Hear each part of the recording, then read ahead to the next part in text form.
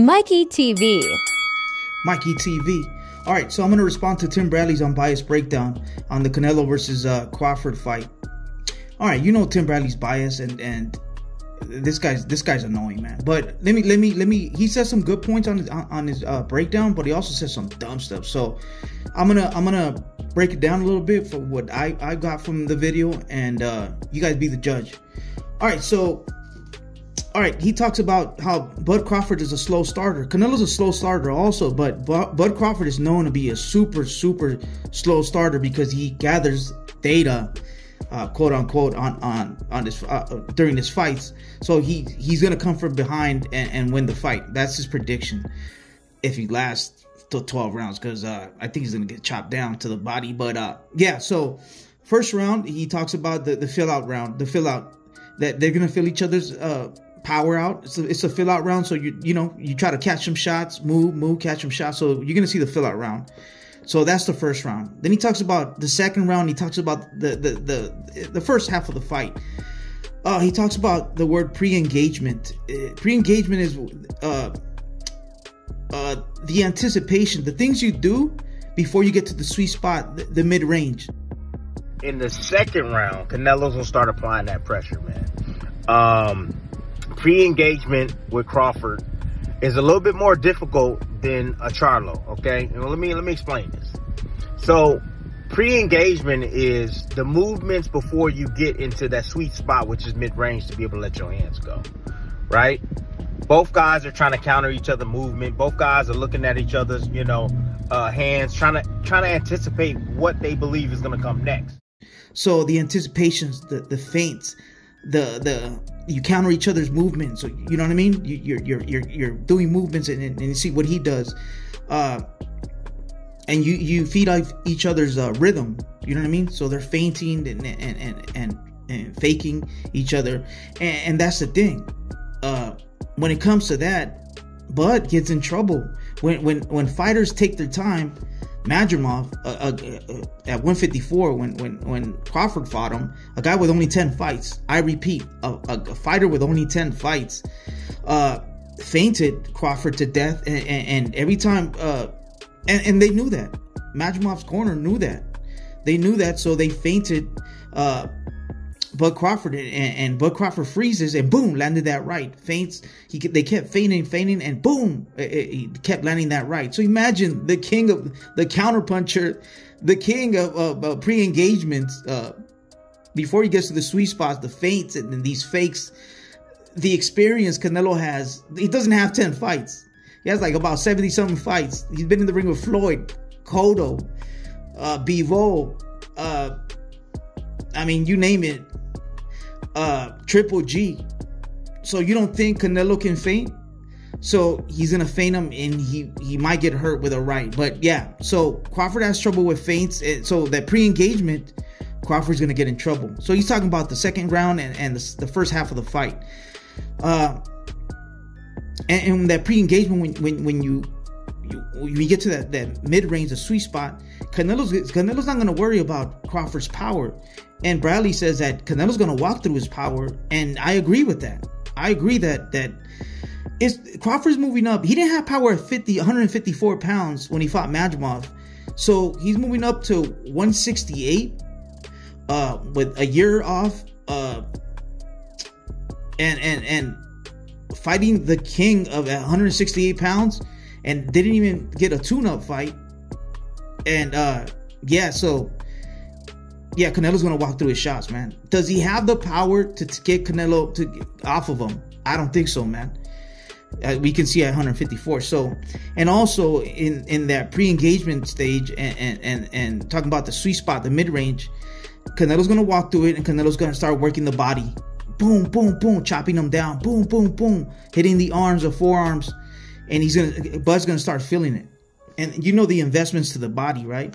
You get dividends in the second half of the fight. So, and that's when Tim Bradley said that Bud needs to start holding, that he's a wrestler, that he knows leverage and holding, but it depends on the referee. And according to Turkey Al-Sheikh, he wants to see action. He's paying all this money to see action. He doesn't like Tom and Jerry. He also doesn't like Hug and Jerry. So I think Bud's gonna get penalized if he holds the whole fight. You know what I mean? But he knows wrestling, quote unquote, so he's gonna maneuver Canelo according to Bradley. But I mean, Canelo's been in the ring with the best of them, with bigger fighters. You don't think Canelo knows how to maneuver fighters? You know, you don't think Canelo knows how to counter leverage and fight in the inside, dirty boxing? All right, Bradley. I don't agree with you on that one. But yeah, now Bradley, and then also Bradley talks about the second half of the fight. He's totally wrong. He said after Crawford downloads information, quote unquote, yeah, with his face and his body and his arms, yeah, that Crawford's gonna make Canelo pay for those mistakes. That Canelo's weakness is if you go on the outside of his jab, that Canelo's footwork that is gonna give him trouble. Canelo's been in the ring with everybody, every style. What trouble? I know Crawford and his team, they're smart. They're going to have to prepare for the best Canelo Alvarez. I hope they're watching film on both his early days and the way he is now, okay? Because you'll be able to see some habits of Canelo. One of the things that I see, okay, from Canelo is that when you move to his weak side, there's exposure on that side from him, okay? When you get around to the weak side, meaning his lead hand side, okay, he has to turn all the way around, and it takes him some time because of his footwork, okay? His footwork isn't the greatest. He went up to 175, and he dared to be great. He fought Floyd when he was 21, 22 in a catch weight. Remember, it was a catch weight. He was 22 with a rehydration clause. Like, come on, guys. Yeah. Let's bring the facts out. But I mean, yeah, he's not gonna counter him. He said that Crawford's gonna counter him and start throwing combinations after he downloads information, just like Bivol.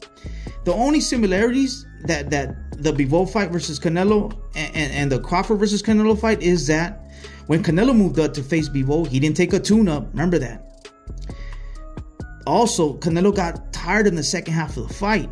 Crawford didn't take a tune-up. He's moving up, not one division. Canelo moved up one division.